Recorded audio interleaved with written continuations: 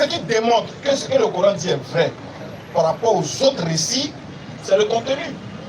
Étudions le contenu. L'un de vos contenus, ou du moins la fin de votre contenu sur la vie de Salomon,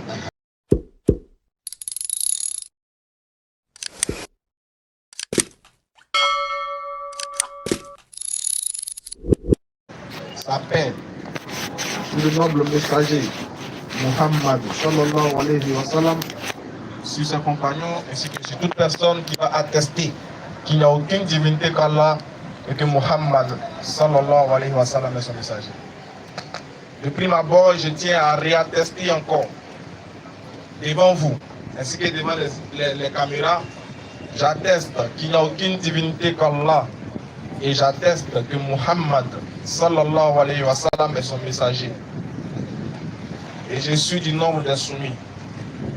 Qu'Allah fasse que nous mourons tous dans sa soumission totale à sa volonté et qu'il nous accorde le repos éternel en compagnie des champions du Tawhid, j'ai nommé Muhammad sallallahu alayhi wa sallam. Alhamdulillahi rabbil alamin. Sans autre forme de procès, nous allons rentrer directement dans le vif du sujet, dans là où nous sommes arrêtés le jeudi passé. Mais avant de rentrer dans le vif du sujet, je tenais à vous adresser la salutation qui transcende toute barrière linguistique et qui transcende aussi toute notion du temps et de l'espace. Cette salutation-là qui est employée, qui n'est rien d'autre que Assalamu alaikum wa rahmatullahi wa barakatuh. Assalamu alaikum wa rahmatullah. Voilà, c'est maintenant que je vous sens. Alhamdulillah, cette salutation-là n'est rien d'autre que la paix. C'est une transmission de paix entre créatures. On se transmet la paix, on se dit que la paix de Dieu soit sur toi, que la paix du tout miséricordieux, que la paix du tout puissant soit avec vous, t'accompagne. Que cette paix-là soit dans tes activités, que cette paix-là soit dans ton travail, que cette paix-là soit dans ton foyer, que cette paix-là soit dans ton entreprise, dans tout ce que tu entreprends, que cette paix-là soit dans ton couple, que cette paix-là soit dans ta grande famille, que cette paix-là t'accompagne dans ton entourage et autres. Voilà pourquoi il est bon de répondre au salam. Il est bon aussi de transmettre ce salam-là, parce que nous sommes les adeptes du salam, la religion de paix. Assalamu alaikum wa rahmatullahi wa barakatuh. Alhamdulillah, nous sommes très contents. Je suis en particulier très content de vous retrouver. Bizarrement, chaque fois que jeudi arrive, je suis en extase. Je suis content de venir à Figayo pour retrouver mes frères et sœurs, pour échanger avec vous, pour vous faire le rappel ainsi qu'à ma propre personne, pour parler de l'islam, pour parler de notre belle religion, pour amener nos frères à être encore amoureux de leur religion, à être encore impliqués dans l'islam, à être encore impactés par l'islam. Moi, c'est un plaisir, c'est un honneur que Dieu me fait d'être présent parmi vous. Et chaque fois que ce jour-là arrive, pour moi, c'est comme une fête. Parce que je me dis, je vais retrouver encore mes frères avec qui on va sympathiser, on va échanger, on va déblatérer sur des sujets qui concernent la religion, des sujets importants. Voilà. Donc, soyez les bienvenus à ce rappel hebdomadaire de la DDR. Pour ceux qui ne me connaissent pas, je suis votre frère Ismaël Aka de la DDR. Le jeudi passé, on avait entamé l'explication ou encore les faits, les histoires des prophètes qui sont mentionnés dans le Coran. Et comme vous le savez, dans le Coran, Allah dit que c'est un livre qui est parfait en style et en sens, qui est émanant d'un sage qui est parfaitement connaisseur. Et le Coran est un livre qui va venir faire, qui va venir révéler, qui va venir raconter les faits des prophètes passés au prophète Muhammad Ali sallallahu alayhi wa sallam, auquel il n'était pas informé. Tout ça pour fortifier, pour qu'il sache qu'il se tenait dans la vérité, pour qu'il sache que la révélation qu'il a reçue émane du digne de louange, du connaisseur de toutes choses et du même Dieu qui a amené ces prophètes-là antérieurs. Donc le prophète Muhammad, qui n'était pas présent dans ces moments-là, va avoir des révélations, il aura une autre, on va dire, il aura la vraie histoire contée, mais la vraie histoire vécue, je vais dire, voilà, par ces véritables messagers de Dieu là. Et non l'histoire que les gens ont racontée de ces messagers-là qui sont faites de beaucoup d'erreurs, qui sont vraiment erronées. Alors on avait épilogué sur le cas de notre père de la foi qui est Abraham. Au jeudi passé, on était sur le cas de Salomon. On n'avait pas terminé compte tenu du temps. Mais aujourd'hui, on va faire rapidement, Inch'Allah. Et puis, comme ça, vous aurez des éléments de réponse, vous aurez aussi des éléments d'éclairage sur là où nous sommes arrêtés. Mais pour ceux qui n'étaient pas là le jeudi passé, je vais faire un récap rapidement de ce qui s'est passé, de ce dont on a parlé le jeudi passé. On racontait, le Coran nous raconte l'histoire d'un prophète qui était en même temps roi qu'on appelait Suleiman. Ce roi-là, il était quelqu'un à qui Dieu avait donné beaucoup de ses grâces. Il avait la capacité de comprendre le langage des animaux, des esprits visibles et invisibles. Et Dieu lui avait soumis toutes choses, ou du moins beaucoup de choses, même les esprits visibles et invisibles, les animaux et autres. Il pouvait ordonner le vent, il pouvait ordonner les choses à des djinns, à des esprits, etc., etc.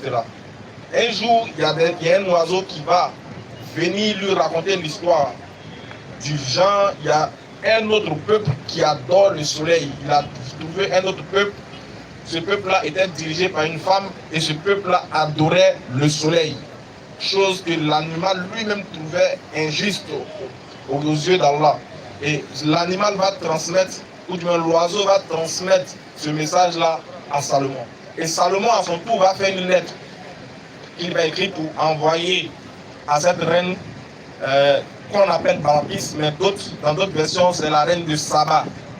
Donc il va composer cette lettre-là et qui va lui transmettre, dans laquelle il stipule au nom d'Allah le tout miséricordieux, le très miséricordieux, lettre à laquelle il invite cette reine ainsi que son peuple à adorer, à délaisser l'adoration du soleil, à délaisser l'adoration de la créature et à venir à l'adoration du véritable Dieu qui est béni éternellement, qui est Allah subhanahu wa ta'ala. Et on a vu que cette reine-là, en retour, lorsqu'elle va recevoir la lettre, elle va réunir son conseil. Elle va leur demander de tabler sur la question. Donc, ils vont décider premièrement d'amener des présents, des cadeaux à Salomon pour essayer de voir s'il n'est pas un simple roi. Mais elle a dit, si on envoie les cadeaux qu'il accepte, c'est qu'il est simplement un roi. Mais s'il refuse, c'est qu'au-delà d'être un roi, c'est un prophète. Parce que les rois acceptent les cadeaux, ils acceptent les biens matériels là, au détriment de ce qui est primordial. Voilà où on s'est arrêté. Parce que lorsqu'ils vont aller présenter ses offrandes, ses cadeaux à Suleiman, il va les retourner en leur disant d'aller dire à la reine que lui refusait ces cadeaux-là, mais de surcroît qu'il allait venir, si elle refuse d'adorer Allah, qu'il allait venir pour combattre ce peuple-là. Et ils vont repartir vers la reine pour lui retransmettre le message. En ce moment-là, la reine maintenant va décider elle-même de se déplacer en personne pour aller rencontrer cet homme-là. Parce qu'après ça, elle a constaté que cet homme-là n'était pas simple. Donc elle décide maintenant de se déplacer pour aller rencontrer cet homme. Or, cette reine-là avait un royaume, elle avait un trône plutôt, qui était vraiment sublime, qui était beau, qui était joli à voir. Et elle va confier la garde de son trône à quelqu'un. Elle va demander à ses gardes de bien surveiller son trône.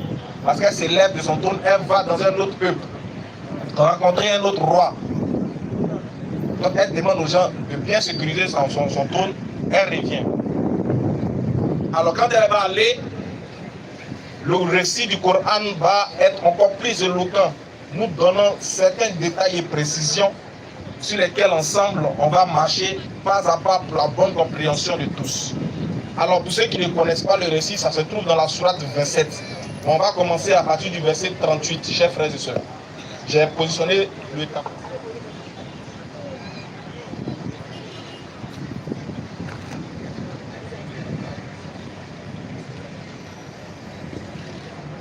Vas-y frère.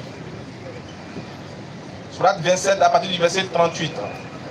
Il dit au notable, qui de vous m'apportera son trône avant qu'il ne vienne à moi soumis. Donc, quand la reine va décider de se rendre chez Salomon, Salomon qui était un prophète puissant, à qui Dieu avait donné beaucoup de choses, à qui Dieu avait soumis beaucoup de choses, il était en même temps roi, mais en même temps prophète, il ordonnait aux esprits visibles et invisibles certaines choses pour montrer sa puissance, pour montrer que Dieu l'avait comblé des bienfaits, Dieu l'avait comblé des choses extraordinaires.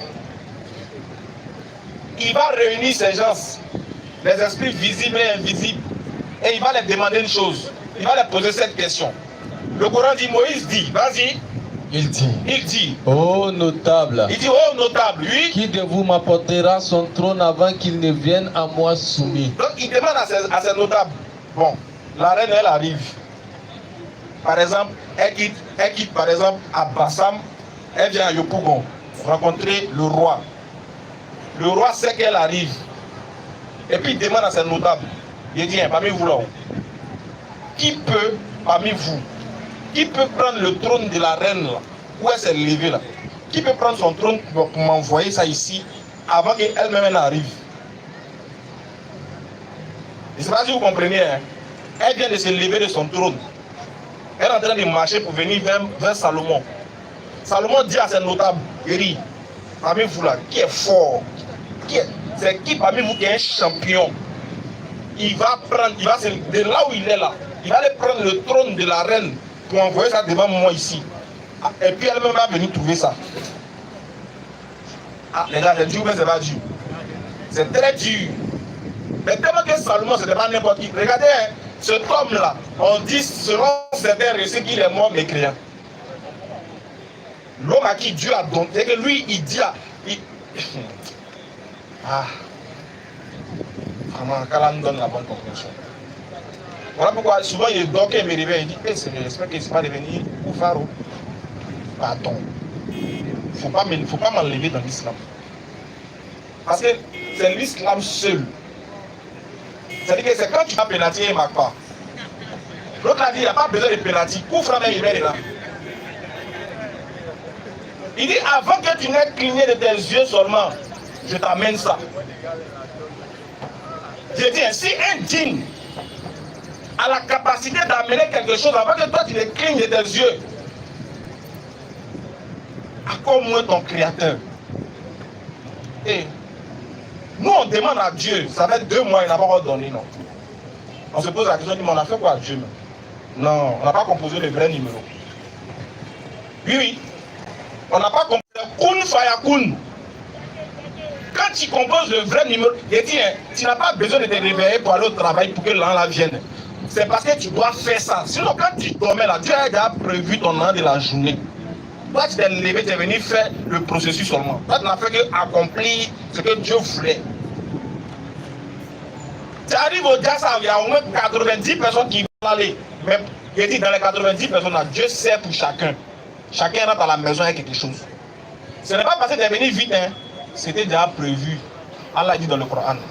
Ce n'est pas par vos forces que vous acquérez ça. C'est moi qui vous ai déjà donné. Il est dispatché à chacun. Ce que chacun doit gagner là. Moi, j'ai déjà géré ça tout. Maintenant, vous savez, le djinn dit avant que tu ne clignes des yeux là, moi, il t'a amené ça. Mais quelqu'un aurait pensé que le djinn avait un pouvoir. Mais qu'est-ce que le tafsir va nous dire? Ce fut d'après Ibn Abbas un génie appelé Asaph. Le scribe de Salomon, que Dieu le salue. C'était un scribe de Salomon, oui. Selon Yazid ben Roman, c'était Asaph ben Barkia, un génie véridique qui connaissait le nom sublime de Dieu. C'était un génie sublime qui connaissait le nom de Dieu. Voilà pourquoi il avait... Maintenant, nous là-haut, nous les hommes, est-ce qu'on ne connaît pas le nom de Dieu? Il dit, on vous dit qu'on fait école de ça, non? Les asmawa, sifat, c'est pas ça? C'est ça. Mais pourquoi les galères? Comment toi tu connais le nom d'Allah? Toi tu connais les 99 noms d'Allah. Tu connais, tu sais qu'il y a certaines invocations là, ça ne tape pas pour toi. Mais pourquoi ça ne tape pas pour toi? Comment c'est fait que lui, on précise bien, il connaissait, il avait des secrets. Donc dans les zikr, dans les 99 noms d'Allah, il y a des codes, il y a des secrets dedans. Que quand un musulman prend, quand un musulman maîtrise, quand un musulman applique, il n'y a pas fait de dire 2025 sera ton année. Je te promets que 2025, je prophétise sur ta vie que 2020, ils ont dit ça en 2014, poteau, 2015, poteau. J'ai quand en 2025, toi tu n'as pas encore prophétie. ça veut dire que tu n'as pas ça. C'est pour ça qu'il dit musulman complexé, musulman qui souffre, il ne connaît pas sa religion. C'est clair. Il ne connaît pas. Si on va te demander, il y a les vrais codes qui fait que tu ne peux pas moisir, même quand tu as 1000 francs. Ton Eric, tu souris, tu brilles quelqu'un qui a 100 000. Quand toi, tu mets un parfum de psychologie, quand tu arrives, tu sens bon que celui qui est à Paris. Ça, c'est le musulman qui connaît sa religion. Voilà pourquoi on ne peut pas le blaguer un miracle. Parce qu'un miracle, là, ça dort chez lui. Mais écoutez maintenant la précision du tafsir. Vas-y, frère. Il fut prêt à le lui apporter en un clin d'œil.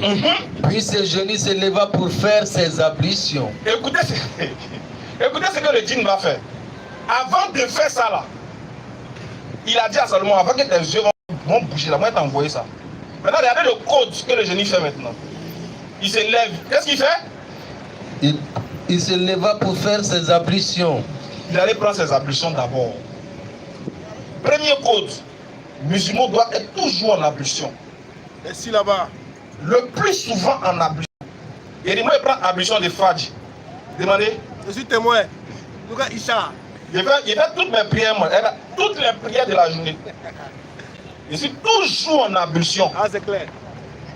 C'est que pour que tu as lancé flèche là, pour que ça me gagne, moi il se met, c'est pas bouche. Hein? C'est que le match sera tendu. Attends, il commence à avoir chaud de toute façon.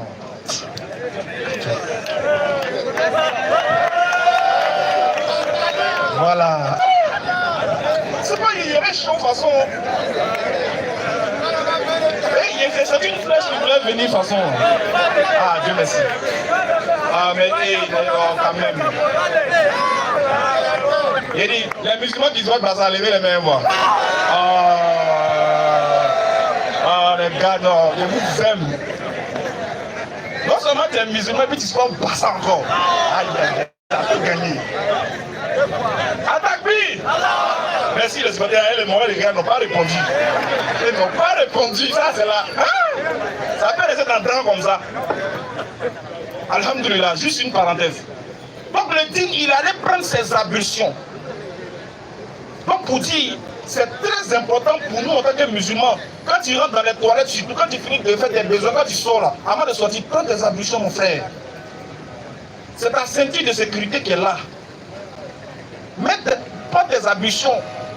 Ça te permet d'éviter beaucoup de choses. Souvent, hein, les frères, vous n'avez pas remarqué que quand on est en ablution, souvent on veut faire quelque chose, quand c'est après qu'on est en ablution, on ne fait plus. Qui a remarqué ça? Voilà, surtout les moments de psychologie là. Quand tu finis de prendre l'ablution, souvent tu vois la fille, parce que tu veux la toucher, tu dis, faut pas la gâter mon ablution. Je te rappelle que tu es en ablution. Donc prenons régulièrement nos ablutions, c'est très important. Ça fait partie du premier code. Toi qui es tout le temps malade, ou bien toi qui es un enfant qui tombe tout le temps, il marche un coup comme ça, il tombe. Prenez les ablutions. Apprenez à vos enfants à prendre les ablutions, c'est très important. Soyez toujours en ablution. C'est votre première ceinture de sécurité. Parce que l'ablution, ça purifie l'âme, ça purifie le corps et l'âme. Les ablutions là sont différentes du lavage. Quand tu prends, c'est précis, mais c'est profond. Donc soyez toujours en ablution. Donc le deuxième point qu'on doit retenir, c'est l'invocation d'Allah. Frère, on ne prend pas pour chanter Imra. On ne prend pas ablution pour chanter Didi B. On ne prend pas ablution pour aller regarder les trucs sur TikTok. Premier code, quand tu finis de prendre ton ablution, le deuxième point c'est quoi? L'invocation d'Allah. Quand tu es au travail, tu as fini de prendre tes ablutions là. Tu n'es pas obligé d'avoir chapelet dans ta main. Invocation d'Allah, ça peut se passer de ton cœur. Tu es là, puis de ton cœur, tu es en train d'invoquer Allah. Tu marches, tu es en train d'invoquer Allah. Tu es dans le taxi, tu es en train d'invoquer Allah. Le seul point où on n'invoque pas Allah, nous on connaît, c'est la douche. Mais quand tu sors, tu as fini de prendre tes ablutions là, tu es dans l'invocation perpétuelle d'Allah. Quand tu es en face d'une situation, tu invoques Allah, tu dis, Allah, il faut sensible. Pour faire que ça se passe bien. Quand tu es dans un peu être la première personne à qui tu penses, c'est Allah. Parce que son invocation est dans ton cœur perpétuel. Toi, un homme qui fait ça là, mon frère, tu ne connais pas. Vas-y, frère. Donc le djinn, il prend ses ablutions. Deux, il commence à invoquer Allah par ses mots en disant, vas-y, frère. Ô notre Seigneur, Il dit, oh notre Seigneur, oui. et Seigneur de toutes choses, Et Seigneur de toutes choses, oui. il n'y a de Dieu que toi. Il n'y a pas, il dit même les esprits invisibles ont confirmé le code. Toi, vas-y frère. Apporte-nous son trône. Il dit, il n'a pas fait. On veut trône. C'est des djinns qui donnent ordre à Rome. Attends, oui. Est-ce que tu as compris ce que ça veut dire? Ça veut dire que quand tu es connecté à Allah, tu lui donnes des ordres, il obéit. C'est kun fayakun. Parce que tu es en connexion avec lui, il dit Allah, apporte-nous le trône. Et puis qu'est-ce qui va se passer? Et le voilà devant Salomon qui le scruta et le contempla avec ses chefs. Est-ce que ça chauffe? Ça ne peut pas chauffer. Il n'est pas. Est-ce que vous avez vu? Il a fait rakat, 2 rakats, 12 rakats, 80. Il a fait des zikr, subhanallah. Non, hein? Ablution, invocation. Et puis la foi que ça va se passer. Il dit à la fois envoyé. Qu'est-ce qu'elle a fait? Il a envoyé. Toi, tu es supérieur au djinn. Elle a dit que toi, tu es le champion des djinns. Toi, tu es le vicaire. Toi, tu es le boss des boss. Toi-même, tu peux commander les djinns. Si je ne m'abuse. Parlant, quand Dieu veut parler de Sourate 6, verset 121, quand il veut parler de ceux qu'il guide, quand Dieu veut guider quelqu'un, qu'est-ce qu'il lui fait? Maintenant, toi-même, tu décides d'aller choisir ta religion. Toi-même, tu décides de laisser ce que tu as. L'islam dit, bon, je vais choisir une autre religion. Mais qu'est-ce que Dieu dit? Sourate 48. Je vais aussi la sourate 68 à partir du verset 7 à 8. Quiconque Allah veut guider, il ouvre la poitrine à l'islam. Je vais voir sourate 66, pardon, 68, verset 6. Pardon, 61, 6. Pardon, 61, 6. Comment on peut faire ça? Qu'est-ce qu'on peut dire? Vraiment, ça fait mal. C'est choquant quand on voit que les gens n'ont pas compris l'islam. Voilà pourquoi toi, musulman, tu t'attends à quoi? 61, verset 4. On va voir. Surah 6, verset 125. Ici, voilà ça. Quiconque Allah veut guider, il ouvre la poitrine à l'islam. Surah 6, verset 125. Non, c'est bon, Sourate 6, voilà. Verset 125. Verset 125. Quiconque Allah veut guider, il ouvre la poitrine à l'islam. Sourate 6, 125. Écoutez bien ce verset-là. Et puis, Oui, quiconque Allah veut guider, quiconque Allah veut guider, il lui ouvre la poitrine à l'islam. il dit, écoutez-moi bien. Un jour, une dame est venue me voir pour dire que sa fille a décidé de laisser la religion. Subitement, parce que c'est les femmes, souvent les gens aiment manipuler pour les faire sortir de l'islam. Et je disais à la dame, la vieille, pas pleurer. Ta fille, là, si elle a la capacité de faire un choix, de choisir une autre religion que l'islam, là, il n'y a pas deux options. C'est-à-dire que la première chose, là, elle ne connaît pas l'islam. Elle n'a jamais connu l'islam. Et le pire, c'est qu'elle va faire croire qu'elle était musulmane, mais c'est qu'elle ne connaissait pas l'islam. Mais de deux, ce qui fait plus mal, c'est que non seulement elle a été manipulée, mais elle est manipulée encore pour faire une chose qui est grave. C'est que quand Dieu dit, quand lui veut te guider, quand lui t'aime là, qu'est-ce qu'il fait? Il lui ouvre la poitrine à l'islam. Il ouvre ton cœur à l'islam. C'est pas toi-même qui choisis. Est-ce que vous avez compris? C'est pas toi qui choisis, c'est Dieu même qui ouvre ton cœur à l'islam. Quand il veut te guider, il ouvre ton cœur. Il ouvre ta poitrine. Tu ressens il y a des sensations que tu as envie de te prosterner. Tu as envie d'adorer Dieu comme il se doit. Quand là, t'aimes là, il ouvre ta poitrine à l'islam. Vas-y. Et quiconque il veut égarer, Mais quand Dieu ne t'aime pas, quand il veut t'égarer, qu'est-ce qu'il fait? il rend sa poitrine étroite et gênée. Il te rend gêné. Lorsqu'on entend parler, lorsque tu entends l'islam dans ton cœur, tu n'es pas à l'aise. Quand tu entends le musée en train d'appeler la prière, tu n'es pas à l'aise. Tu veux vite quitter les lieux. Quand tu vois un musulman, quand tu entends l'islam là, tu as envie de vomir. C'est l'effet de... Dieu dit c'est quand il veut t'égarer là, que tu as ce genre de symptômes. Qu'Allah donne la bonne compréhension. Qu'Allah fasse de nous des musulmans sincères et pieux. On a compris au travers de l'histoire de Suleiman Parce que après, quand il va demander à la reine de renier ses idoles, exactement elle va le faire. Elle et son peuple vont attester qu'il n'y a aucune divinité qu'Allah. Elle et son peuple vont devenir des soumis, des musulmans. Au travers du message et au travers de la démonstration de force que Dieu va mettre à Salomon, que Dieu va donner à Salomon. Et cet homme-là, Allah dit dans le Coran, il n'a jamais été mécréant. Mais c'est plutôt les djinns, après la mort de Salomon, qui ont penché vers la mécréance. Et ils ont saigné des choses, de la magie aux autres. Celui que Dieu choisit pour transmettre son message, pour manifester sa volonté sur la terre, ne peut en aucun cas être un mécréant. Car Dieu a la capacité de pouvoir choisir les personnes qu'il connaît déjà d'avance. Voilà pourquoi nous, on vous rassure. Pour vous dire, la leçon à retenir de cette histoire que le Coran nous a racontée, c'est qu'il faut demeurer ferme dans la foi, combattre la mécréance et surtout ne pas nous empêcher de maîtriser le code de notre religion, le code de notre spiritualité pour pouvoir avoir une vie stable ici-bas et aussi dans l'au-delà.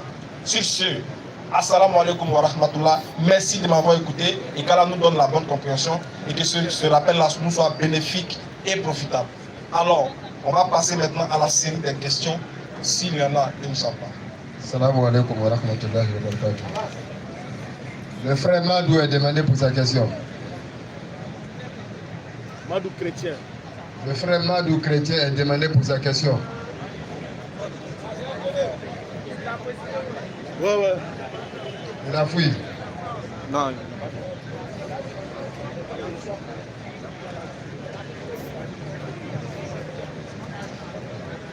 Monsieur Silla est demandé pour sa question.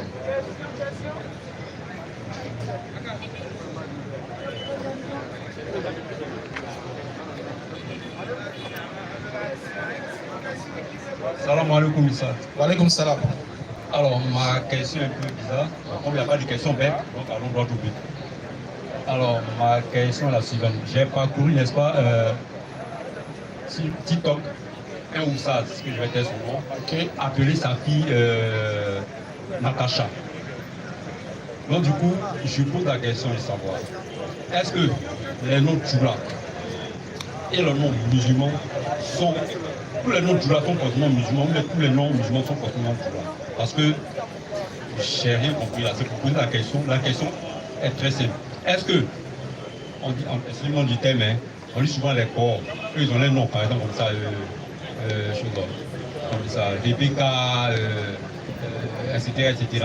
Est-ce que, merci Sandrine par exemple, est-ce qu'un musulman peut appeler sa fille Rebecca ou Natacha ou Sandrine? Je veux juste savoir.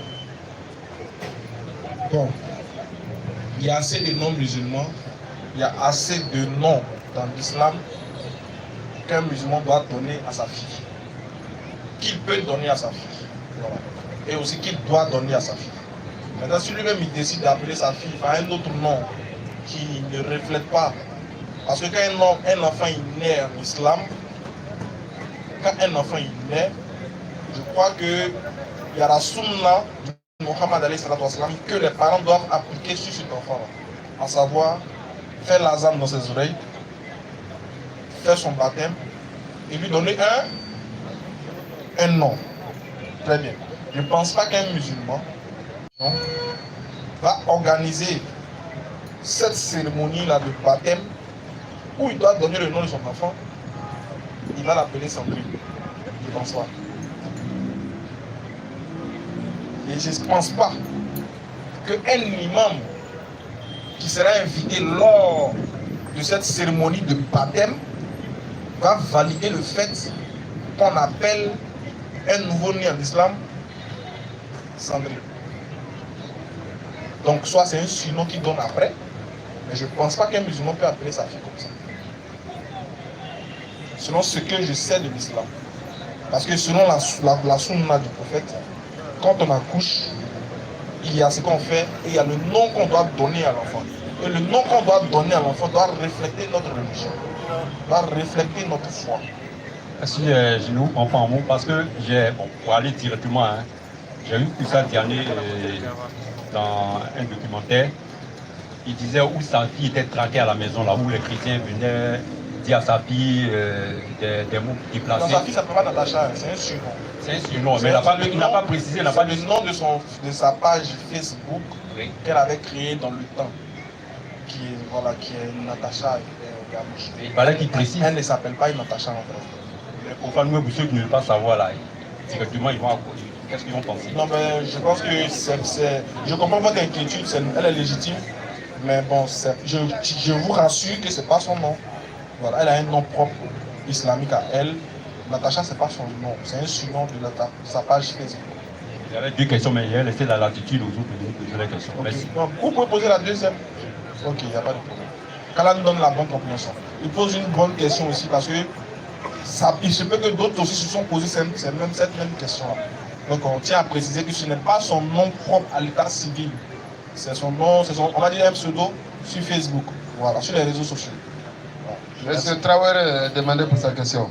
Ah, bonne arrivée. Comment allez-vous? Tu n'as pas vu mon invité? Ah, il faut faire vite, parce que quand le temps va venir, on va pas vite finir. Monsieur Traoré.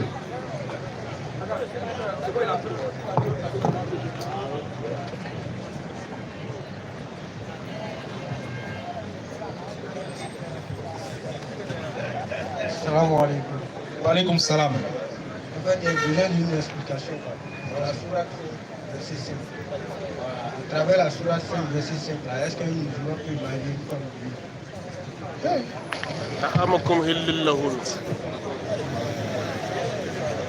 Une femme juive. Non, une femme juive. Une femme chrétienne juive. C'est une bonne question, c'est une très bonne question, une très belle question. On a longuement répondu, il y a de très grandes, je vais dire, de très grandes divergences sur ce sujet-là, qui fait qu'on ne peut pas tabler directement, mais chacun peut donner sa position vis-à-vis de ce verset. Parce que le verset, il a sa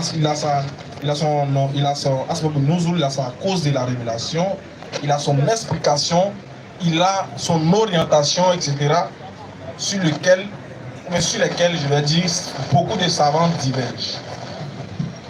Mais la question de savoir est-ce qu'un musulman peut épouser une femme des gens du livre, comme vous ne voulez pas employer le mot, des gens du livre, cette question-là, moi je pense que, au-delà du fait que certains de nos savants ou bien certains imams aient donné leur position claire, il y a aussi le Coran qui est clair. C'est peut-être nous qui ne comprenons pas le Coran.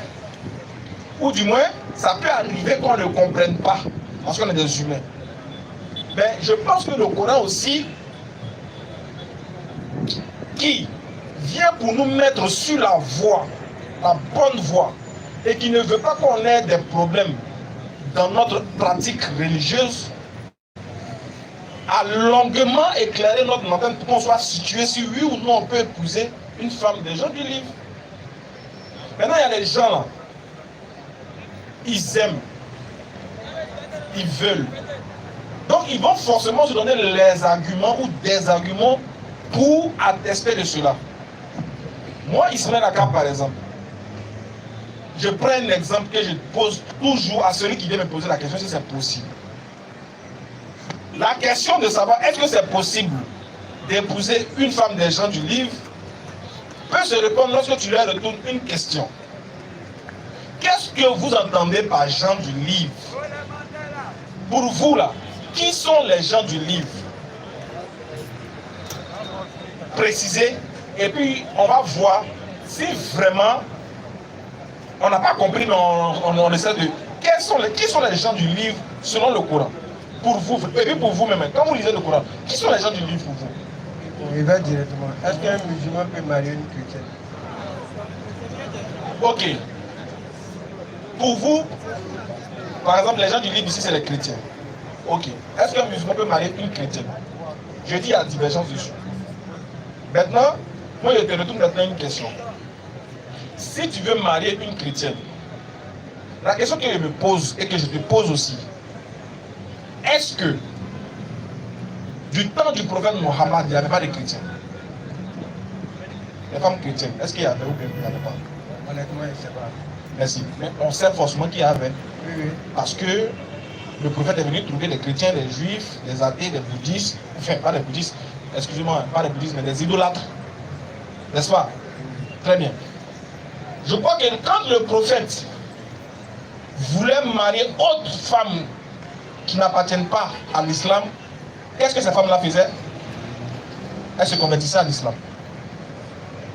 Donc, s'il était possible d'épouser une femme juive ou chrétienne étant musulman et qu'elle reste toujours dans sa religion, l'exemple parfait que le prophète aurait donné un exemple au travers des femmes qu'il a épousées. Parce que les femmes que le prophète a épousées là, il nous a donné un exemple de mariage.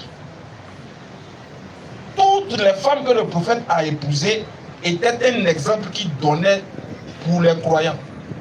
Il a marié des veuves parce que dans son temps, à leur temps, il était vraiment impossible ou il était vraiment mal vu d'épouser une femme veuve. Le prophète est venu montrer que c'est possible de le faire. Elle n'est pas diabolique. Cette femme n'est pas diabolique. Il y avait des gens qui pensaient qu'il n'était pas possible d'épouser une femme plus âgée. Le prophète l'a fait pour montrer que certains musulmans peuvent le faire. Une femme appartenant à une autre religion, le prophète l'a fait. Mais la femme là s'est convertie à l'islam avant de l'épouser.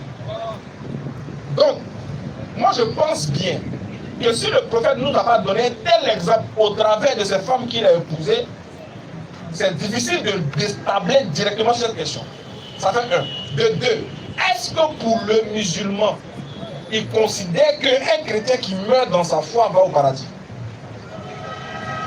Non. Comment? Non, non, non, non. Non. Alors que le mariage n'est pas que charnel. Sourate 68 là, 63 plutôt. Sourate 43, 68 à 70 là, dit, entrez au paradis, vous et vos Femmes. vous et vos épouses.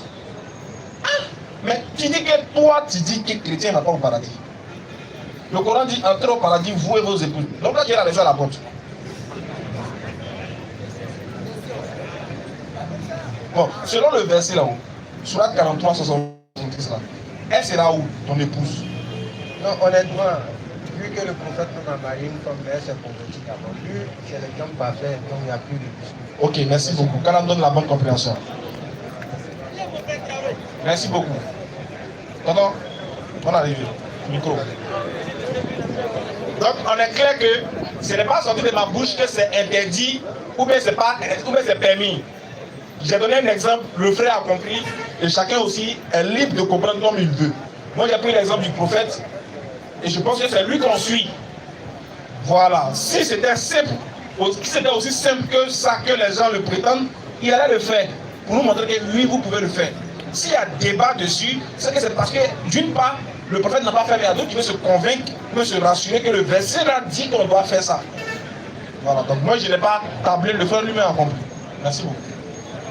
Ok. Bonne arrivée, mon frère. Merci. Homme de Dieu. Comment ça va? Ça va bien chez vous? Ça va très bien. Allons-y. Je vous dis merci aussi de m'avoir appelé. Vous savez, la vie c'est comme ça. C'est clair. Je viens.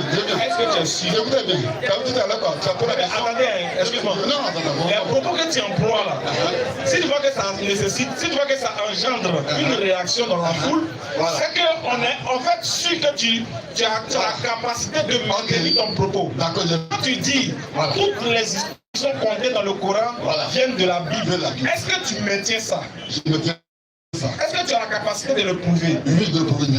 Ok, donc on y parle. Moi, je donne une histoire qui est de mener dans la tour. Attends, non, laisse. Vas-y. On va chercher quand même. D'accord, cherche. Voilà.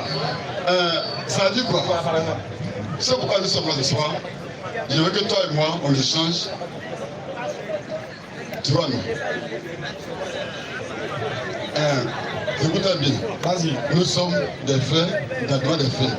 Et tu as vu ce que vous rencontrez, des faits dans le Coran, tout dans la Bible. Et je voudrais dire une fois, mais pourquoi c'est fait dire que les faits dans le Coran, surtout dans la Bible. Et nous savons très bien que, par exemple, je viens. Je vais te permettre de corriger quelque chose. Il ne faut pas dire je veux que tu dises, pour toi, tu penses que certains récits du Coran se trouvent dans la Bible. Voilà, c'est mieux. Ça là, je vais te laisser, je vais te concéder ça. Voilà, ok. Faut dire, Ismaël, je pense que certains récits du Coran sont peut-être dans la Bible. Ok. Faut parler comme ça. D'accord. Faut répéter. Donc, je répète. Comme le Coran, ce n'est pas la totalité, mais c'est que le Coran parle d'Abraham, ça parle de Jésus, ça parle de Salomon, toutes ces personnes que nous connaissons. On s'appelle ça d'une certaine manière, puisqu'il sait que les mêmes personnes sont tout là-bas. Ok. Or, il sait que lui et moi, je suis plus âgé que lui. Ça, c'est le voir, je suis plus âgé que lui. Donc, si je suis plus âgé que lui, et que moi, ma vie se trouve dans sa vie, il y a des preuves. C'est pourquoi ça fait dire que les faits que nous connaissons dans la Bible, il y a des preuves 2000 ans, 3000 ans avant Mohamed, se retrouvent dans le Coran. On dit non que c'est une révélation. Avec Mohamed a reçu une révélation. Et voici que je viens devant toi aujourd'hui sur ça de Salomon, que tu as dit ici le samedi, pardon, le jeudi passé, comment Salomon, un oiseau, a envoyé une lettre à la femme, la reine de Séba. La reine de Séba, c'est comme on dit, la reine de Séba, c'est l'Éthiopie. Peter Israël a envoyé une lettre à la reine de Séba qui est en Éthiopie. Or, ce contexte-là, d'abord, il apprend que entre Salomon et Jésus, il y a un fait se trouvé sur la terre, ça fait 1500 ans. Et lui, il vient, il dit non, c'est une révélation. Et puis, il donne. Dans le Coran, tu as dit, j'ai compris. Ce soir, ça dit que ma question. Moi aussi, Baoulé, c'est ça. Donc, les Baoulés, on l'a l'histoire. Ils sont quittés au Ghana, en Côte d'Ivoire. Ça fait au moins 200 ans que l'histoire est là. Et on connaît l'histoire des Baoulés. Est-ce que, toi, c'est mal la carte, c'est-il possible que quelqu'un peut falsifier l'histoire des Baoulés à partir d'une révélation? Non seulement après qu'il est au Nigeria ou bien au Congo, un individu qui a dit non, moi Dieu c'est là moi. Et il vient dire un fait, concernant les Baoulés, lundi soir, il était au Ghana venu en Côte d'Ivoire. Et si on dit tu vas à Consacration, les pères, ils ont l'histoire des Baoulés. Donc, est-ce que c'est possible qu'on peut falsifier l'histoire d'un individu à partir d'une révélation? Il a dit quoi? Pourquoi? Parce que l'histoire de Salomon, quand il parle de la Bible, il y a au moins 3 chapitres. C'est pas Salomon. Et quand on parle Samuel, un roi, 2 rois, et chronique, pas de l'histoire de Salomon. Salomon a été roi en Israël. Et même il ne sait pas même comment il est né, même comment son papa a rencontré sa maman, dans quelles conditions, comment il est né, comment il a été roi, comment il a régné, comment il a fait. Tout ça, c'est écrit, c'est écrit sur 3 différentes personnes qui ont écrit tous ces livres-là sur la vie de Salomon. Et moi, je vais voir que dans le Coran, on raconte la même histoire, mais sur une autre forme. Ça ne va pas dire qu'on ne pas. Moi, c'est pas une histoire d'un individu. Parce qu'il a été roi en Israël. Comme on dit, le président en Côte d'Ivoire. Comme Oufoué, comme Bédé. Il a été roi. Donc, s'il a été roi. Calmez-vous, s'il vous plaît. Si, ça veut dire quoi? Il a été roi dans un pays. Et que sa vie a été écrite. Son papa, David, sa vie a été écrite. Sa vie a été écrite. Comment je peux dire que ma question, c'est que dans le Coran là, c'est différent de ce qui est dans la Bible. Tu as répété ça plusieurs fois. C'est très bien comprendre. Ok. Tu l'as répété. Et je vais te répondre de manière simple.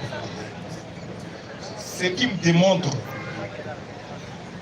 une chose vraie n'est pas son ancienneté.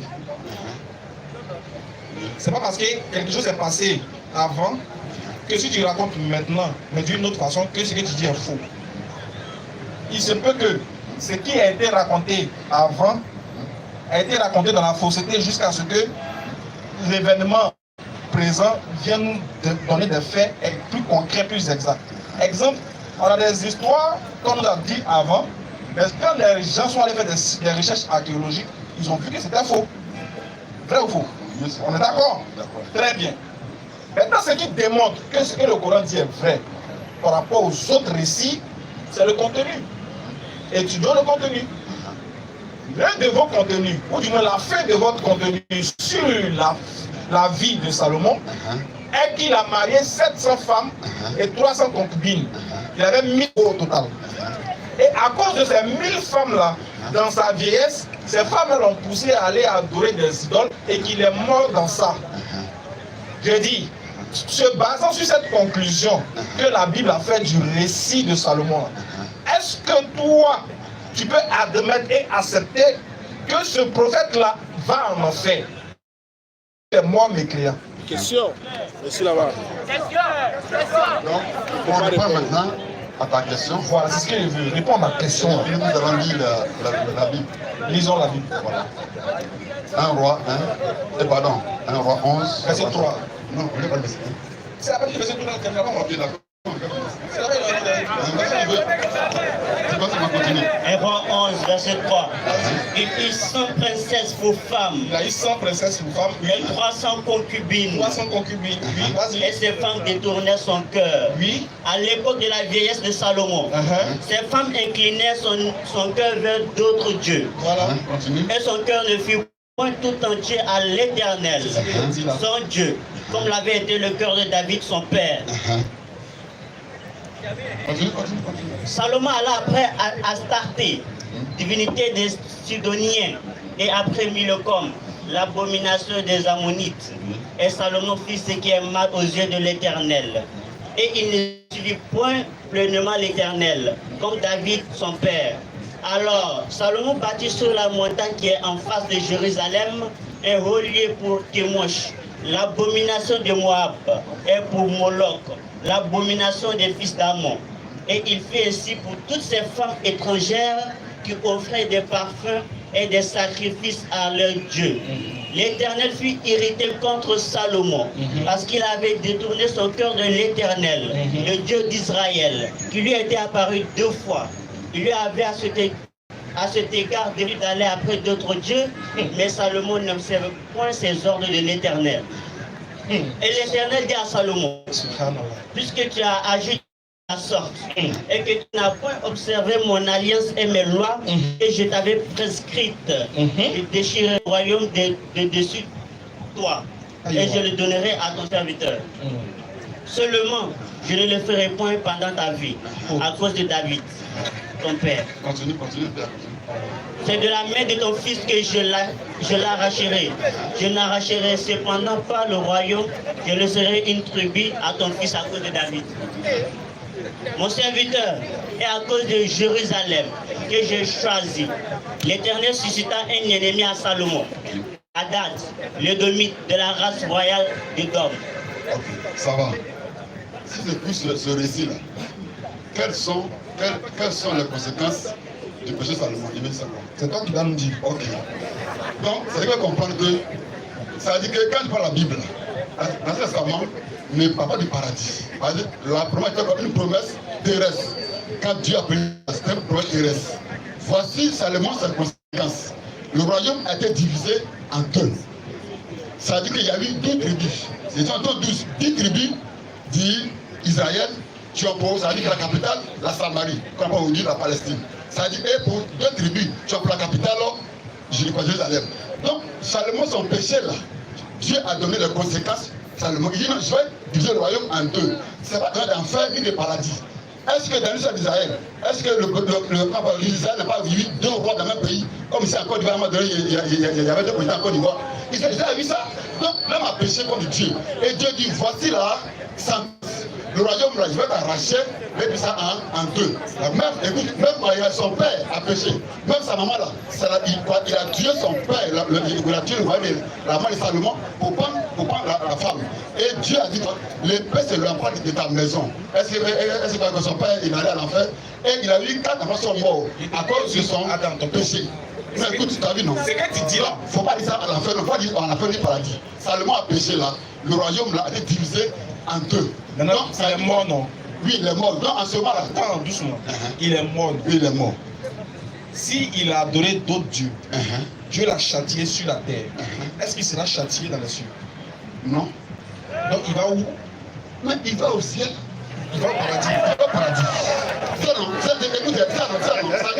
Tu l'as mêlé? D'accord, lis le Coran maintenant. Tu as dit quoi? Attends.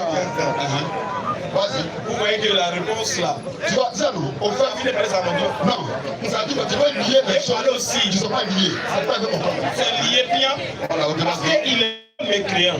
Tu dis que Dieu l'a châtié sur la terre. Selon l'Ancien Testament et selon le Nouveau Testament, on sait très bien que quand Dieu te châtie ici-bas, tu es châtié dans l'au-delà.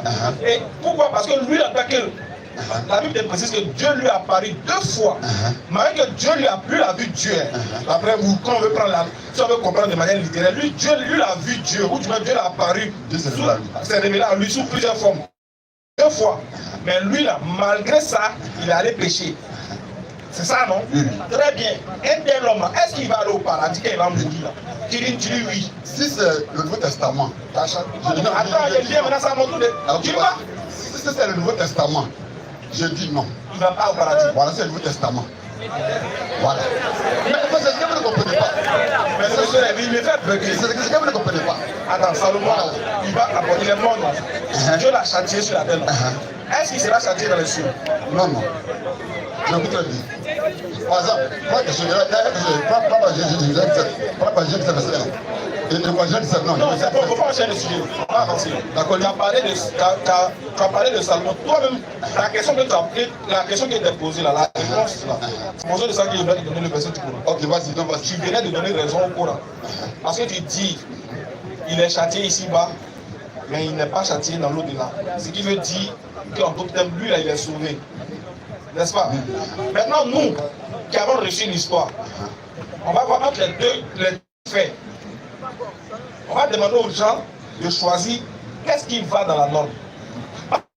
Pour vous, un adorateur de Dieu, quelqu'un que Dieu a choisi, à qui Dieu a opéré des miracles au travers de lui, Dieu même lui a apparu 2 fois. Vous dites que malgré ça, il allait adorer d'autres dieux, il les a servis, il a même des représentations pour ses femmes. Donc cet homme-là, vous voulez nous faire croire qu'après sa mort, il sera sauvé. C'est faux. S'il est mort mécréant, il a invité les gens à adorer d'autres dieux. Lui-même, il a adoré d'autres dieux. Dieu dit il meurt, il n'est pas sauvé. Maintenant que la version du Coran vient, tu changes de bouche. Qu'est-ce que la version coranique dit? Sur 202. Oui. Et je vis ce que les diables racontent contre le règne de Suleiman. Dieu dit tout ce qui dit que Suleiman est mort mécréant, c'est le diable.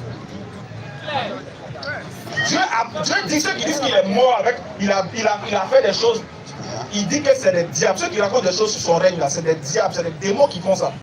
Vas-y. Alors que Suleiman n'a jamais été mécréant. Mais comment il va être mécréant alors que Dieu lui a apparu 2 fois? Comment il va être mécréant alors que Dieu lui a soumis toutes choses? Il dit comment? Il y a des gens qui n'ont jamais vu Dieu, ils ne sont pas morts mécréants. Il y a des gens, Dieu ne les a jamais apparus, ils ne sont pas morts mécréants. À plus forte raison, Salomon, roi et prophète. Depuis quand tu vois un prophète choisi de Dieu, mourir par Dieu, mourir dans la mécréance, depuis quand? Depuis quand? Maintenant, on demande aux gens, entre la version coranique et la version biblique, selon eux là, laquelle est plus cohérente? Le Coran. C'est le Coran qui est cohérent. Toi-même tu dis bien non, on le châtie ici, mais il va au paradis. Aïe, mais s'il va au paradis, c'est qu'il n'est pas mort mécréant. S'il va au paradis, c'est qu'il n'est pas mort mécréant. Parce que selon la Bible, aucun pécheur n'ira au paradis. Tu es d'accord avec moi? Aucun impudique, aucun idolâtre n'ira au paradis. Selon le Nouveau Testament. Alors, si aucun impudique, aucun idolâtre ira au paradis, pourquoi Dieu fait l'exception avec Salomon? S'il est mort selon toi dans l'idolâtrie. Donc s'il est mort dans l'idolâtrie, c'est qu'il est parti en enfer sans embouteillage. Mais tu sais que tu ne peux pas dire ça. Parce que tu dis Dieu va te maudire ce soir-là. Donc tu cherches des opportunités. Voilà. Voilà. Donc on va passer à une autre question. Oui, on va passer à une question. Évoluons maintenant. Je viens. Moi et le Genèse 17, verset 1. Genèse 17, verset 1. Vas-y. C'est rapide. Lorsqu'Abraham fut âgé de 80 Pardon, tu écoutes bien, pardon, excusez-moi. C'est pas d'accord, tu écoutes le passage. Vas-y. Lorsqu'Abraham fut âgé de 99 ans, l'Éternel apparut à Abraham et lui dit, je suis le Dieu Tout-Puissant, marche devant ma face et sois intègre. C'est pas d'accord. Nous connaissons Abraham. Chez nous, on dit Abraham est le père de la foi. Nous sommes dans Genèse 17. Abraham a 99 ans. Dieu s'est dit Abraham, je suis le Tout-Puissant. marche devant ma face et sois intègre. Hein? Quand tu dis à quelqu'un que marche devant ma face et sois intègre, la personne sait qu'il est comme, que ça marche. Mais je ne sais pas la question de comment ça marche. C'est à quoi avoir? Non, je ne sais pas la question. Que ça marche. Ça n'a rien à voir. Non, je ne sais pas la question. Quelqu'un que ça marche. Quand ça marche, ça veut dire quoi? Tu vois, non? C'est comme ça que vous comprenez. Ça dit que même Abraham, là, Dieu lui a dit que. Donc, attends. Quand Dieu lui disait ça, Dieu me dit qu'il était mécréant. C'est ça? C'est vrai, c'est que de mécréant. Ça dit que c'est des erreurs dans la marche avec Dieu que Dieu révèle. Les erreurs que les gens font dans la marche que Dieu révèle. Il dit Abraham, sois intègre. C'est-à-dire qu'il n'est pas intègre. Il dit quoi? Il dit quoi? Ça dit quoi? Ça dit quoi? Dieu ramène Abraham sur la bonne voie. La bonne voie. Attends, parce que Dieu a dit à Abraham, Abraham marche devant ma face et sois intègre. Cela veut dire qu'il n'était pas intègre. Très bien. Maintenant, quand Dieu dit que Dieu soit loué, ça veut dire qu'il n'était pas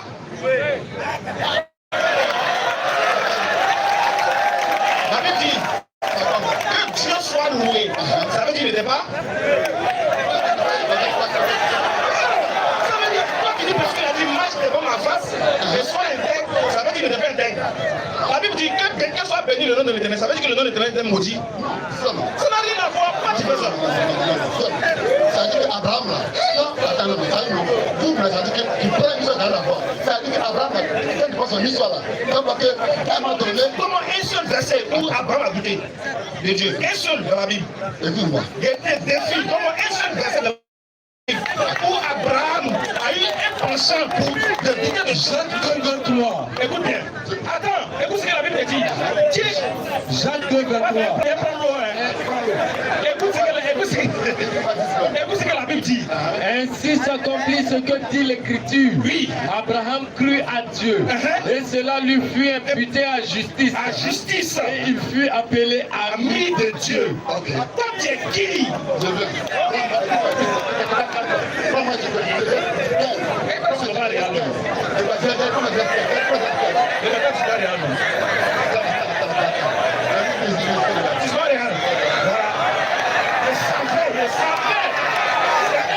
C'est un seul qui peut faire ça. C'est le comportement des morts là. Non, avant il pas de morts là. Vas-y, là, vas-y. Mais on te dit qu'il était ami de Dieu.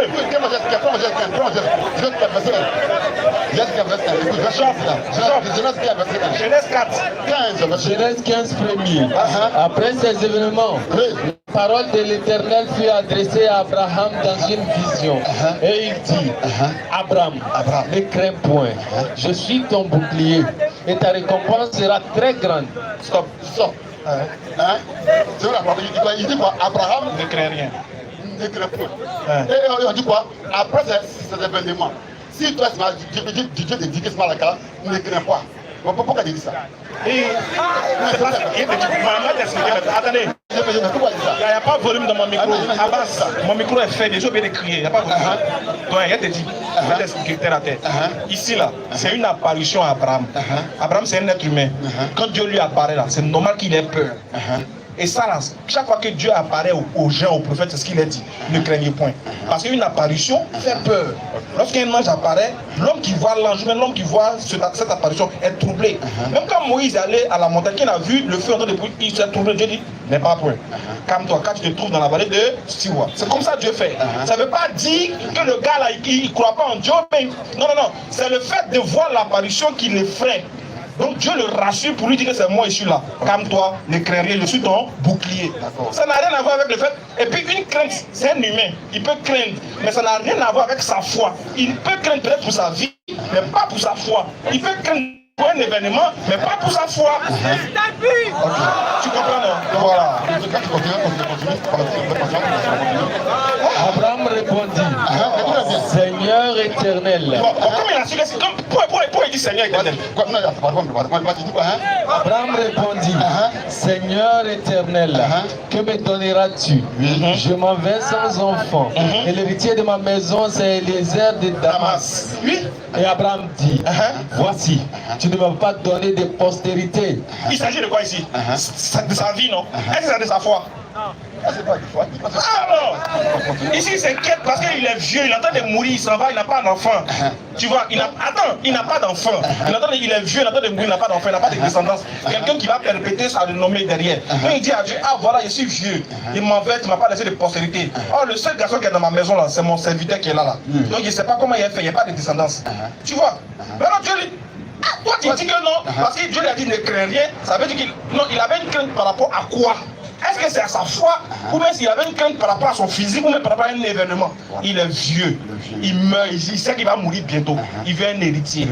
Donc il demande ça à Dieu. Ça a quoi à voir? Voilà, ok, je viens. Quand tu passes là, quand on va au 26, avant il a fait quoi? Il a fait quoi? Quand on va au 16, il a fait quoi?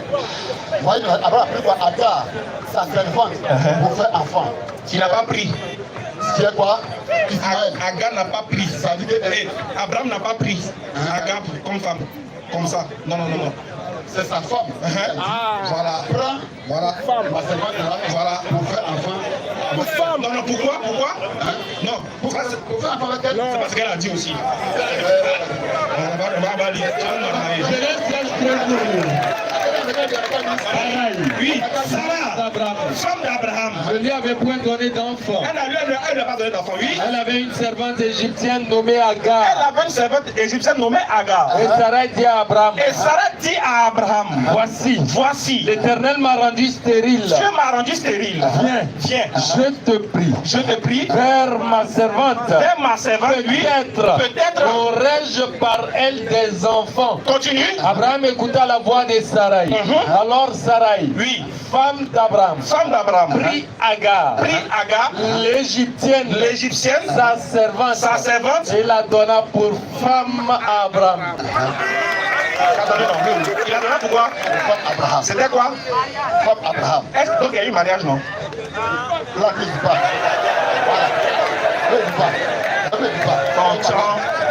Ta femme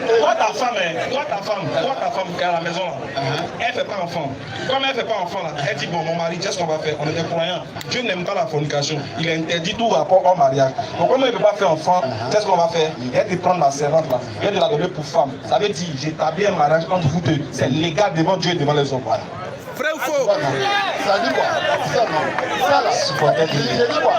C'est la vérité. Ça dit quoi? C'est la vérité, non? Même pas de discuter. Et puis ça dit quoi? Quand tu prends ta fille, ta servante donner à ton mari, parce que c'est un accord, c'est légal. Ça a un accord, c'est légal. Donc c'est ta femme? Alors, non, ça veut dire que c'est alors, c'est pourquoi Dieu dit à Abraham, c'est quoi? Ce que tu as fait là, c'est pas moi qui ai dit ça. Écoute. On prend la bombe. Faut répéter. Ça dit quoi? Ce que tu as fait, oui, avec un gars là, ça ne vient pas de moi. C'est écrit. C'est écrit. Ça dit quoi? Quand il dit là-bas, sois intègre. Ça dit il dit c'est la Genèse 15. Ça dans la Genèse 16 là-bas. Ça dit quoi? Ce sont les événements. Ça dit pas Agar, va en Égypte. Même il a même dit sa femme là, c'est sa soeur. Lui même si on sait sa femme, il va le tuer pour sa femme. Donc ça même Abraham a grandi même sa femme. Non, je viens. Ça dit quoi? Tous ces événements-là, ce sont des erreurs dans la masse avec Dieu. Que Dieu était vrai. C'est le cas d'Abraham, le cas de David et le cas de Salomon. Il a fait des erreurs dans sa masse et Dieu a divisé le royaume en deux. Donc il dit maintenant, c'est l'enfer. Parce que là, c'est pas l'enfer qui parle. Dieu parle des erreurs dans la masse avec lui. C'est-à-dire que le péché.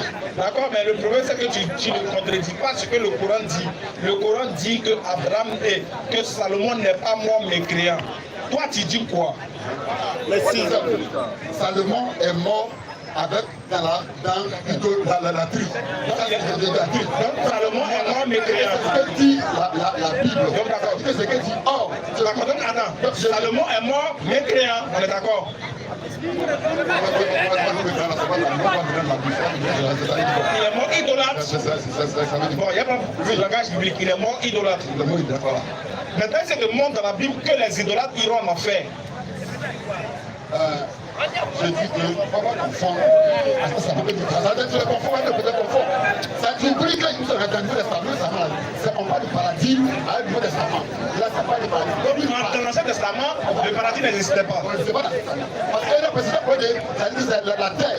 Dieu dit voici, tu obéis, voici la promesse. Ça veut dire que c'est la promesse terrestre sur la terre.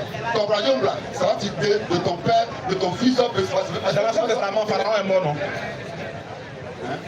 Pharaon est mort dans l'Ancien Testament. Oui. Selon vous les chrétiens, Pharaon sera où? Oui, selon la Bible, Pharaon sera où? Quand c'est comme ça, tu vois la même marmaille comme ça. Pharaon qui est mort là, il va où? Selon la Bible. Il n'est pas juif. Il est hébreu. Mais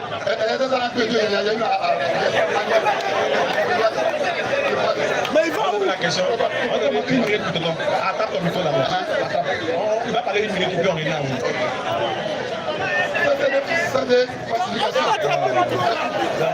C'est pas facile à toi. On va venir à des vraies questions, t'inquiète. Bon, allons-y, frère.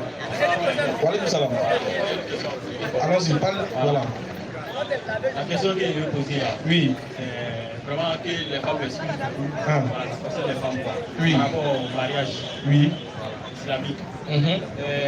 Une sœur, à la veille de son mariage, elle voit ses mentions.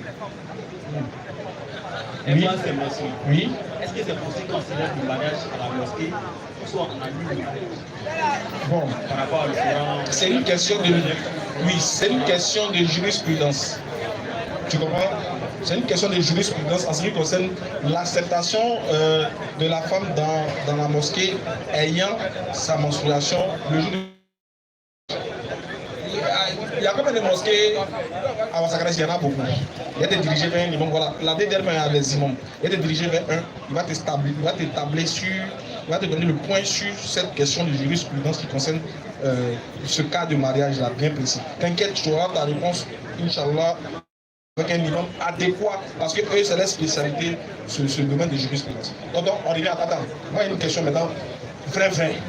Question, Tiji même, vrai même. Très bien. Je veux savoir, est-ce que parce que quelque chose est passé, quelque chose est ancien, que la chose est forcément vraie, selon la Bible? Non. Faut parler dans le micro, faut parler dans le micro. Non. Et sa question? Parce que, ça non. J'ai pas de faits historiques. Ça dit que Salomon, ça dit la chose Salomon, c'est bon. La Salomon, là, tu n'as pas pu parler de ça. Tu dis qu'il va mourir. Tu ne sais pas s'il va aller au paradis ou pas. Tu dis qu'il va au paradis. Parce que c'est quoi, il n'est pas dans le paradis. J'ai dit maintenant, est-ce que parce qu'une chose est ancienne qu'elle est fausse? Ou bien elle est vraie? Ça dépend de la chose. Ça dépend de quoi il s'agit. Très bien. La Torah est venue avant l'évangile, non? Oui. On est d'accord. Les Juifs du temps de Jésus croyaient à la Torah, non? Oui. Ils ne croyaient pas en Jésus. Or, Jésus était nouveau, non? Les dits de Jésus, là, étaient anciens par rapport à ce qu'eux, ils croyaient, non? Oui. Maintenant, je veux savoir. Le fait qu'ils n'ont pas cru en Jésus parce qu'il leur disait une nouvelle chose qui est contraire avec ce qu'ils avaient reçu, là, est-ce qu'ils étaient dans la vérité pour autant? Sachant bien que toi, tu dis, comme le Coran est venu avant, après la Bible, ça d'après toi, donc ce que le Coran dit peut pas être vrai par rapport à la Bible. Moi, je te demande maintenant, ce que les Juifs pensaient de la Torah, connaissaient de la Torah avant la venue de Jésus, là, c'était vrai, non? Quand Jésus est venu leur parler de l'évangile, là, ils ont refusé de croire parce que c'est nouveau pour eux, non? Je te demande, est-ce que leur position était légitime? Oui, c'est légitime. Est-ce que c'est vrai? Ils ont donné la bonne position? Oui, ils ont donné la bonne position. De ne pas croire en Jésus. Oui.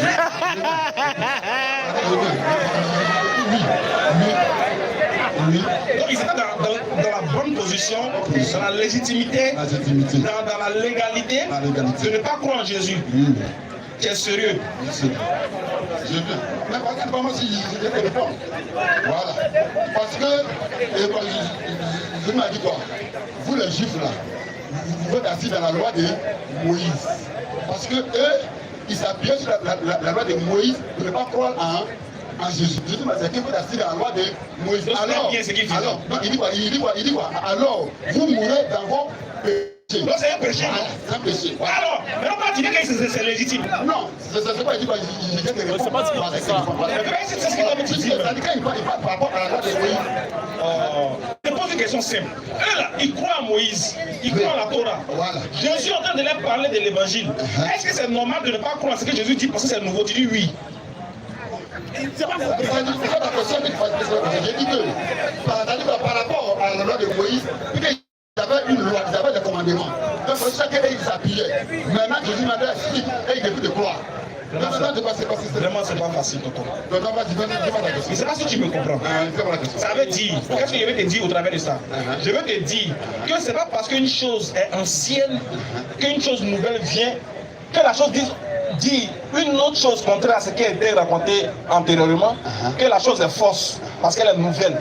Donc quand le prophète Mohammed quand il vient et puis il dit un tel propos là, on doit le vérifier, non pas parce que l'autre texte est ancien, non, on doit vérifier le contenu que contient la chose là pour qu'elle soit considérée comme étant vraie par rapport à ce qui était prôné avant. On est d'accord? Avant là, la venue de Jésus là, les Juifs respectaient le sabbat. Il y a des choses qu'on ne faisait pas le jour du sabbat. Mais quand Jésus est venu là, il a fait des choses qu'on ne faisait pas le jour du sabbat. Il a fait ça. Qu'est-ce que les gens ont dit? Jésus a blasphémé. Qu'est-ce que Jésus les a retenus autour? Le maître du sabbat. Donc, s'il fait quelque chose, c'est... Voilà, c'est normal. Alors, donc pourquoi que c'est pour le prophète Mohammed? Pourquoi c'est pour le Coran là? Tu refuses aussi. D'accord, donc, c'est pas la question. C'est pas la question. Est-ce que ça dit que c'est possible que ça dit quoi? Une révélation sortie, ça dit que chez Mohamed, il n'est pas hébreu, il n'est pas juif, il n'est pas d'Israël. Ça dit que venu contre, ça dit qu'un fait historique, pas une version de Salomon parce qu'il a été roi, c'est le fait historique. Je vais te poser une question. Quand le prophète Mohammed récitait les versets du Coran là, est-ce qu'il y avait des juifs en son temps? Mais tous étaient morts. Il y avait des juifs. Quel juif est venu Tu connais quel juif qui est venu le contredire? Dis ce qu'il a dit concernant les histoires de Salomon. Puisqu'il n'est pas d'Israël, il est il y avait des juifs à lui. En Médine, il y avait des juifs. Ils ont vendu esclaves au police. Qui donc j'ai dit, moi il dit, tu connais quoi? Tu connais pas? Je n'ai pas entendu. Ça dit quoi? Ils avaient des juifs en Arabie Saoudite. Que même Mohamed dit qu'il n'est pas complice de ceux qui veulent le tuer. Ceux qui sont comment il dit? Ce sont 900 femmes et enfants. Deux qui ont été vendus esclaves. Deux qui ont été assassinés. C'est-à-dire que les juifs, on connaît l'histoire. Ça y est là. Donne-moi la source de ce que tu viens de dire. C'est ça, moi je l'ai vu. C'est sur la haie qu'il a vu, sur la haie. Oui. Je ne sais pas. Tu vas non. J'ai dit que bien. Ça dit quoi? Ça dit. Attends. Ça dit parce que c'est fou, hein. J'ai vu ça, et pourtant, Tabassi, ils ont montré l'histoire de Mohamed, sa vie, sur la haie, en montrant, on dit voici les maîtres de Mohamed par son serviteur là. Les sorts, à son serviteur, ils sont 900. On dit, on a attaqué, monté sur la haie, on a vu ça. Donc ta source, c'est la LDI. C'est-à-dire que bon, on dit que c'est l'histoire de Mohamed. L'histoire de Mohamed, il a pour les batailles. La source de nous-mêmes, notre prophète, c'est LDI. Tonton, tu es méchant. Atakbir. Ah, tu es méchant. Atakbir. Allah Akbar. Souma Atakbir. Viens d'abord. Il y a quelque chose? Attends, viens une minute. En réalité, il y a un frère, on appelle Madou Chrétien, qu'on demande après lui. Il dit chaque fois que nous, les musulmans, on refuse de lui prendre, poser ces questions, qu'on appelle de lui. À chaque fois que lui, quand il est là, mais on l'appelait depuis, c'était le premier qu'on a appelé. Il dit que lui, on refuse vraiment, on a peur de lui. Vraiment, frère Madou Chrétien, qui est là, Madou rentre ici. Il faut rentrer, c'était le premier qu'on a appelé, on ne te voyait pas. Madou.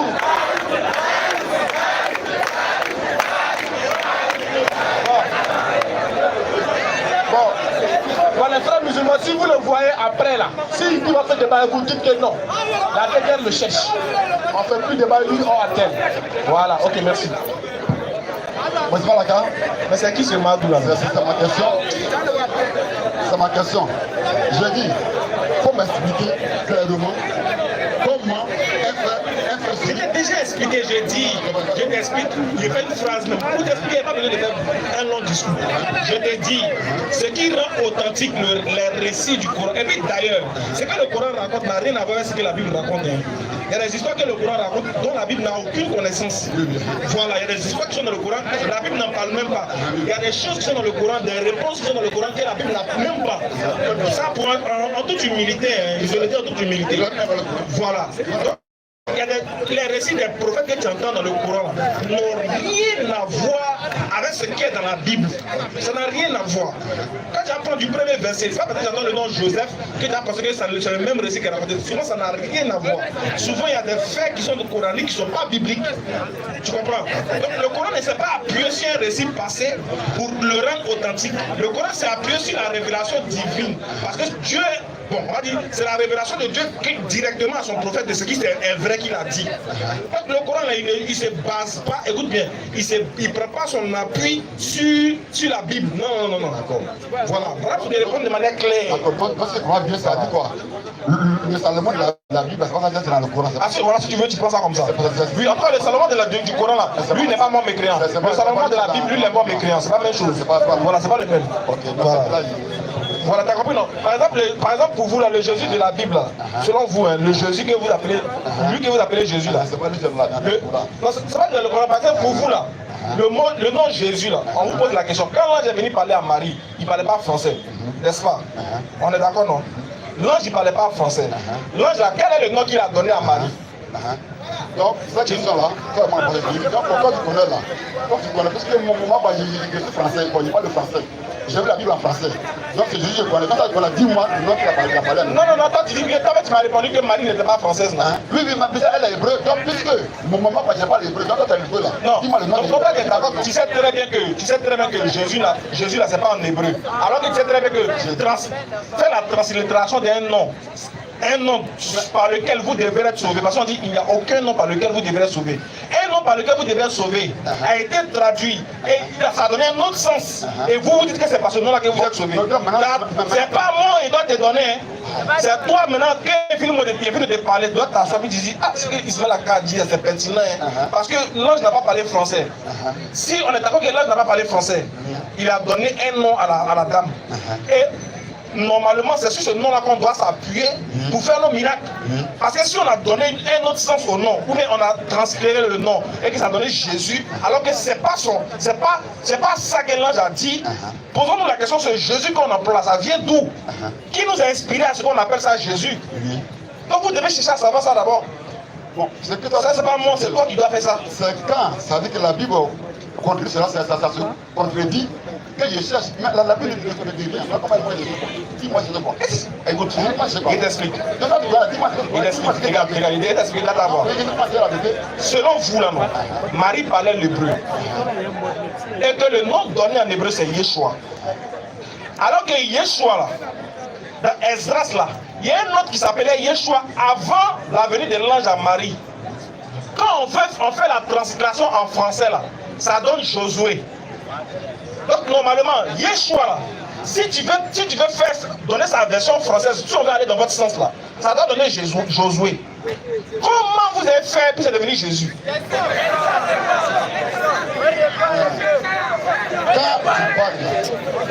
Quand tu parles de Jésus, ça veut dire Jésus, ça va dire Jésus, c'est pas le même sens. Donc ça dit que la Bible que moi j'ai, la Bible en face. Donc quand tu parles de Jésus, dis-moi maintenant voici la vérité. Il n'y a pas quelqu'un d'autre qui va t'expliquer. Dis-moi la vérité. Tu dois t'expliquer. En fait, c'est les choses que tu ne peux pas accepter. Tu peux pas comprendre maintenant. Alors tu peux pas comprendre maintenant. Parce qu'il t'explique dans un ce que tu n'arrives pas à comprendre. Je te dis, le nom à l'origine c'est Yeshua. On est d'accord, non? Oh, Yeshua, il y a pas ça dans l'Ancien Testament. Quand on traduit Yeshua dans l'Ancien Testament, ça donne Josué. Comment de Josué là? Comment de Yeshua qui donne Josué, c'est devenu Yeshua qui donne Jésus? Ok, je viens. C'est ça non? Moi Jésus là, il n'y a pas de problème. C'est bon. Mais dis-moi, dis-moi, il y a beaucoup de Jésus, non? Il y a 3 Jésus, non. Les trois Jésus s'appelaient comment? Yeshua. Il s'appelle pas Jésus. Je sais qu'il y a un qui s'appelle pas Jésus. Donc, comment tu l'appelles en hébreu? Voilà. Maintenant, tu vas le deux, c'est pas Jésus, là, tu l'appelles comment en hébreu? Voilà. Jésus. Tu me dis quelque chose que je ne sais pas.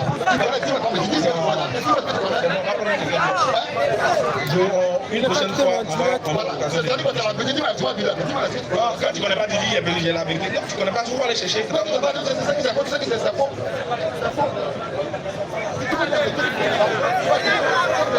Une prochaine fois, on va le faire. Merci, en tout cas, merci d'être passé. On aura un autre genre plus, on sera plus sur Salomon. Hein. On va aller sur le salut. Non, pas sur Jésus, on va sur Mohamed. Non, on laisse Jésus, Mohamed. Tu veux? Ok. J'ai dit prochain, Inch'Allah. Salam alaikum.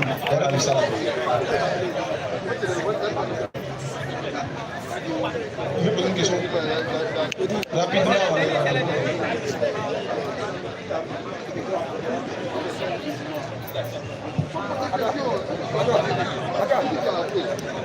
Oui, bon, je tiens d'abord à vous dire merci. Merci. C'est ma toute première fois de venir assister à cette. Ouais, en 2 minutes, on finit parce qu'on me fait signe que c'est déjà fini.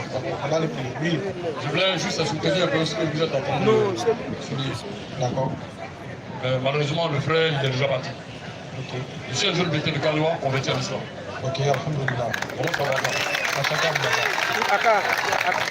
Je voulais vraiment qu'il vienne ici. Et puis, moi-même, je voulais aussi l'interroger. Il faut laisser, il est là parti. Comme on est là, oui, par le temps, il est l'heure de la salade. On va aller rapidement. Allah soit la bonne confiance. Amin. Imam, vous voulez rajouter quelque chose? Ah, bismillah. Attends, on... Bien. Ah, c'est vous qui l'avez converti, Imam? Ou bien c'est quelqu'un que vous connaissez? Oui, en fait, moi je suis de Gagnoa. D'accord. Je suis imam là-bas. Alhamdulillah. Effectivement, moi aussi, je suis parti comme... j'ai fait l'école française aussi. Après, je me suis débrouillé, j'ai appris le reste sur le tas. Ok. Maintenant, lui, quand je l'ai vu tout de suite, moi, je suis venu également, voilà, mon tuteur, il est là. Il m'a dit, allons assister à une chose, comme on appelle, Ismaïl Aka et puis le stade Djani. Ah, là, j'étais très content, je dis que vraiment ça, mon séjour à Abidjan sera agréable. Maintenant, je suis assis et puis je vois mon jeune frère. Lui, c'est son grand frère qui est mon grand ami. Son grand frère, il est en Finlande. Son grand frère, c'est un artiste, un grand chanteur en Finlande. Ah, alhamdulillah. Maintenant, lui, c'est le dernier de la famille. Bon, son grand frère, c'est lui qui est mon ami. Maintenant, lui, je l'ai connu à travers son grand frère. Et puis, un jour, j'ai vu, il est devenu musulman. Quand il est venu à Abidjan, il est retourné à Gagnoa, j'ai vu qu'il est devenu musulman. Donc, quand je l'ai vu rentrer, j'ai eu peur. Je me suis dit que, comme ils ont parlé de Madou chrétien, je me suis dit que... Ah, c'est pas Madou chrétien qui non, alhamdulillah, c'est pas Madou chrétien. Je n'ai pas voulu me montrer. J'ai voulu d'abord qu'il parle d'abord. Ok. Donc, je sais que je ne suis pas à Abidjan ici, je suis à Gagnoa. Mais je l'encourage, je suis fier, je sais que même si je ne suis pas là, et il est toujours accroché à la religion. Ça fait plaisir. Voilà.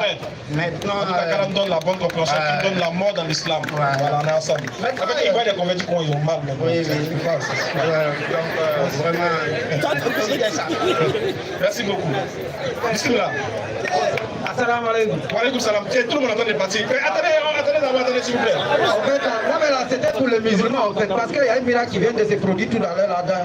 Sur la 271, sourd, muet, aveugle, il ne raisonne pas. Le monsieur vient de se mettre en exergue tout à l'heure. Il pose la question pourquoi on veut croire au prophète Mohammed sallallahu alayhi wa sallam, qui est venu après Jésus, comme on appelle les autres prophètes. Mais on te répond la même question. Aujourd'hui, Jésus a enseigné l'islam. 36 ans après, Paul est venu enseigner le christianisme. Et vous avez opté pour Paul et puis vous avez délaissé pour Jésus-Christ. Et voilà, la preuve en est que vous suivez Paul, vous laissez les enseignements de Jésus, que la paix soit sur lui. Sur ce, on va lever la danse, tout le monde. Ashhadu an la ilaha illallah wa ashhadu anna Muhammadan rasulullah. À la